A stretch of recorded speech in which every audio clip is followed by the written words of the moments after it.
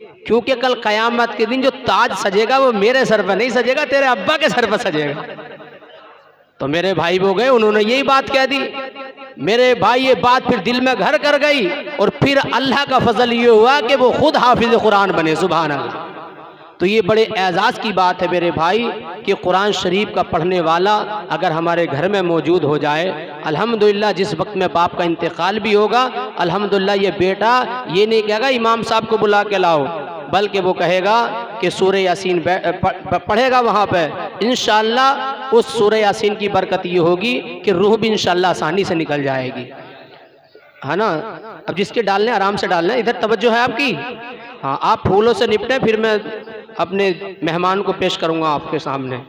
जो भी लाए हैं जितने फूल सब डाल दो, है ना। हाफिज साहब के भी डालो, कारी साहब के भी डालो, इमाम साहब के डालो, मौलाना साहब के डालो, है ना। जितने हैं सब डाल दो, है ना। जब तक मैं बोल रहा हूँ जब तक, उसके बाद जब मेहमान आए तो फिर, है ना, थोड़ा एहतियात करना। आज की रात ये जागने वाली रात है और एक निस्बती प्रोग्राम है। किसकी निस्बत? कुरान शरीफ भी मुकम्मल हुआ उसकी निस्बत, दूसरा रमज़ान की निस्बत अल्हम्दुलिल्लाह है। तो इसमें आप ख्याल रखें और इंशाअल्लाह आप हज़रात थोड़ी देर ये और मुलाज़ा फरमाएं। तो निस्बत ना इंसान को कहाँ से कहाँ ले जाती है। तवज्जो है, तवज्जो इधर आधर हो रही है। हाँ, अभी जम नहीं रही है एक जगह, हाँ जमेगी, अभी जमेगी। क्योंकि एक मौलाना साहब थे, वो अपनी तकरीर में कहते भाई तवज्जो है। तो लोगों ने सोचा यार ये बार बार तवज्जो को क्यों कह रहे हैं। उन्होंने सोचा पैसों कह रहे, देखें एक साहब पे ना 30 रुपए थे। मौलाना बोले भाई तवज्जो है, वो खड़े हो गए, 10 का नोट देगा, बोले हैगी। उन्होंने फिर कहा तवज्जो है, बोले हाँ हैगी। उन्होंने 10 फिर दे दिए। अब उन्होंने तीसरी बार फिर अपनी बात लाए और बोले भाई तवज्जो है, बोले है साहब। अब क्योंकि उनकी आदत थी तकरीर में कहने की तवज्जो है, तो बुजुर्ग साहब खड़े हो गए और बोले इमाम साहब खत्म हो गई, अब ना है। तो ना ऐसा भी हो जाता। तवज्जो रखें आप हजरात, निबट गए फूल उला। हाँ, तो आखिरी बात ये मुलाजा फरमाएं, निस्बत इंसान को कहाँ से कहाँ ले जाती है, ये बात सुन लें और फिर इंशाअल्लाह आपके सामने बड़ा बेहतरीन कलाम आपसे बात करेंगे। तो इंसान को निस्बत कहाँ से कहाँ ले जाती है। हजरत शेख सादी रहमतुल्लाह अलैह फरमाते हैं, है तो मिट्टी, है तो मिट्टी, मगर मिट्टी में गुलाब का पेड़ लगा दो भाई साहब, मिट्टी भी खुशबूदार हो जाएगी। मिट्टी है मगर गुलाब का पेड़ लगा दो तो मिट्टी भी खुशबूदार हो जाएगी। ये निस्बत है, मिट्टी भी खुशबूदार होगी। ऐसी मेरे दोस्तों असहाबे कहफ एक जमात का नाम है, कहते हैं ये अल्लाह वाले लोग हैं। ये जब जा रहे थे ना तो इनके साथ में कुत्ता भी चला। लोगों ने कहा इस कुत्ते को रोक दो, कुत्ते की आदत होती है जरा सी आहट देखता तो भौंकने लगता है, कहीं ऐसा ना हो कि लोग कुत्ते का सहारा लेकर समझ जाएं कि इधर कोई है। लेकिन कहते हैं मेरे भाई वो कुत्ते को अल्लाह ने ज़बान अता फरमाई और कहा कि नहीं मैं ऐसी कोई हरकत नहीं करूँगा, बल्कि जब तुम जहाँ रहोगे मैं वहाँ बैठूँगा। और यही भी हुआ भी, वो कुत्ता गया वहाँ बैठे, वो सोए, उन्होंने रखवाली की।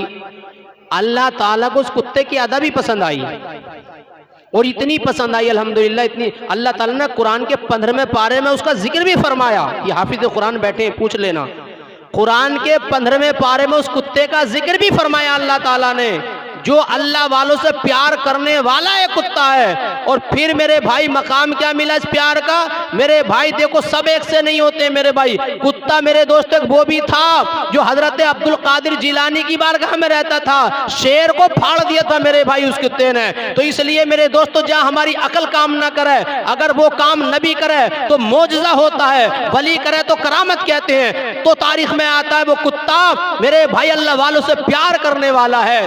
तारीख में आता जब असहाबे कहफ की जमात जन्नत में जाएगी तो अकेली नहीं जाएगी, बल्कि उनसे प्यार करने वाला वो कुत्ता भी जाएगा। वो अलग बात है शक्ल जो भी हो, सुभान अल्लाह। तो आप सोचे मेरे भाई ये निस्बत है इंसान को कहां से कहां ले जाती है, कहां से कहां। ऐसे ये कुरान पाक है यार, कुरान पाक है। आपने सिमात फरमाया, हाफिज साहब ने मेरे दोस्तों पढ़ा।